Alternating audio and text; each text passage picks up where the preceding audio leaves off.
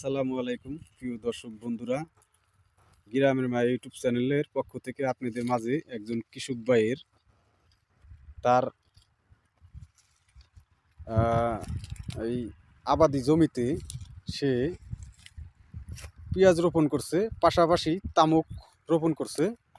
সে মনের আনন্দে এই এবারকার বছরের নতুন ফসল সে উঠাচ্ছে।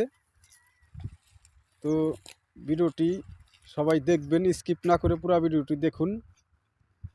আর আপনাদেরকে চারিদিকের পরিবেশটা একটু দেখাই। এই দেখেন, ঠান্ডা, প্রচুর পরিমাণ ঠান্ডা, তার ভিতরে উত্তুরা বাতাস বইতেছে। এর ভিতরে মোট কথা হলো কাজ করাটাই খুব কষ্টদায়ক কৃষকদের। এই দেখেন, গায়ে তো জ্যাকেট আছে, টুপি আছে, তারপরেও কিন্তু ঠান্ডা প্রচুর পরিমাণ, তার ভিতরে কুয়াশা। আর এই যে সাইডে দেখেন একটা ভুট্টা ক্ষেত, আবার এই সাইডে যে একটি পেঁয়াজ ক্ষেত, পেঁয়াজ পেকে গেছে, হয়তো কিছুদিনের ভিতরে ঘরে তুলবে।